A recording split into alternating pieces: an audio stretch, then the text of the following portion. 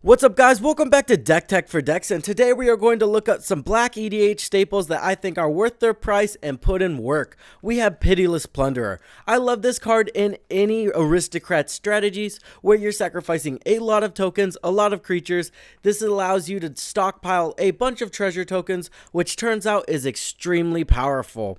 Cryptcast. I really like this guy because in a mono black deck, even some two color decks, it's really powerful. It essentially just doubles all of your mana, and it is worth noting that it is a mono black card.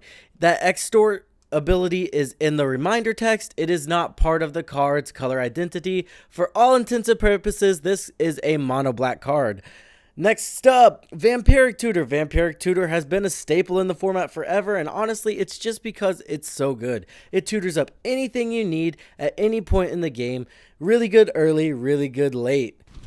Entomb. This one's really flexible because it doesn't just shove creatures in your graveyard. It shoves any card you want into your graveyard. Notably, that can get you Life from the Loam, which is a really useful card to just reanimate lands. It can get those really useful lands like the Kamigawa lands from your graveyard to the battlefield. So if you have a package like that, like a Life from the Loam package, Entomb is a super solid card to run.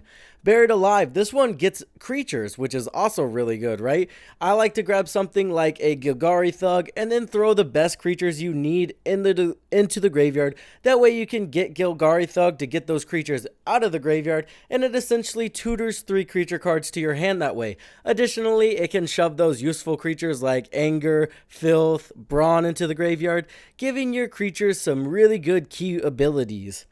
Toxic Deluge. This is honestly, in my opinion, one of the best board wipes, and that's because you get to decide how much they get minused, right? It's really flexible and really amazing in power strategies, right? Because we can kind of make it a one-sided board wipe if we have some pretty massive creatures. Additionally, if we do need to just wipe the whole board, we can wipe the whole board. Torment of Hellfire, guys. Torment of Hellfire. Pretty dang good card. I like Torment of Hellfire because late game, it's going to just end the game. If we cast X for big enough, it can take out opponents. Their life total's already dwindling. After a board wipe, it's perfect because you don't have a lot of permanents to sacrifice, and they're going to take a lot of life. A perfect black game ender, especially when we have a Cryptcast on the battlefield. We have Damnation. I like Damnation just because it's really cheap. It does what it needs to do, and honestly, in a lot of colors that don't also have white in it, it's one of the best board wipes, if not the best board wipe. Animate Dead. Really flexible card, really good early game.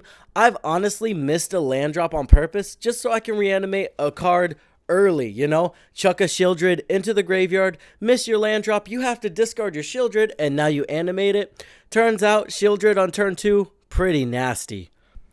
Necropotence. I don't think I need much reasoning here. We start with 40 life, we pay a lot of life, we end up with a lot of cards in our hand. It gives us a ton of options. It's really good early, really good late. Honestly, Necropotence, there's a reason it's been a staple for as long as I've been playing Commander.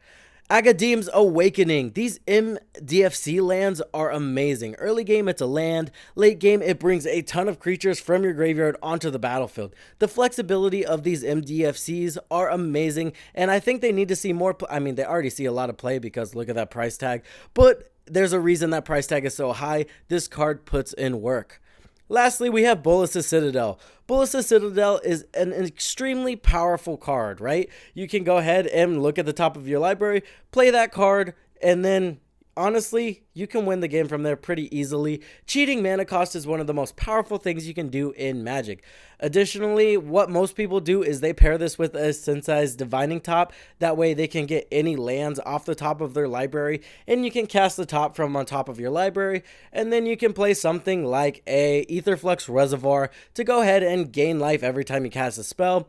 This essentially goes infinite. You can use Aetherflux Reservoir to go ahead and machine gun down, or I guess Death Star down, all of your opponents, and that's why this card is so powerful and it sees so much play. But honestly, you can shove this in any deck just to have some fun, looking at the top of your library, playing the cards off the top of your library for free. Well, I guess you got to pay life, but for essentially free, and that's why this is a staple, and that's why it's worth its price.